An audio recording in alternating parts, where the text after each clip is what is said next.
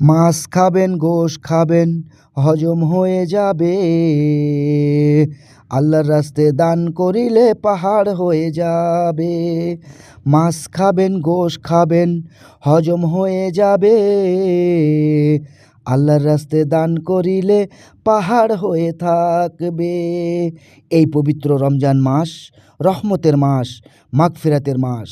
এই মাসে একটি নেক কাজের সব ৭০ গুণ পর্যন্ত বাড়িয়ে দেওয়া হয়।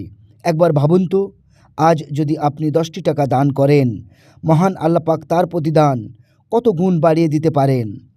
রসুল সাল্লাল্লাহু আলাইহি ওয়াসাল্লাম ছিলেন সবচেয়ে বেশি দানশীল।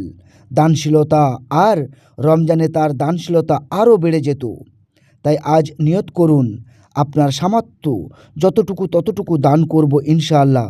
হয়তো আপনার সামান্য সাহায্য কারো ইফতার, কারো ঔষধ, কারো মুখের হাসি এনে দিতে পারে।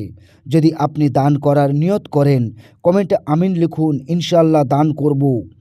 এমন ভালো প্রতিদিন ছোট বড় নসিহত শুনতে শিখতে আমার চ্যানেলটি সাবস্ক্রাইব করে পাশে থাকুন। অন্যকে শেয়ার করুন। আপনার এক শেয়ারে আরেক ব্যক্তি দিনের পথে ফিরে আসতে পারবে ইনশাআল্লাহ। আপনার আমলনামায় সওয়াব লেখা হতে পারে ইনশাআল্লাহ। আসসালামু আলাইকুম ওয়া রাহমাতুল্লাহি ওয়া বারাকাতুহু।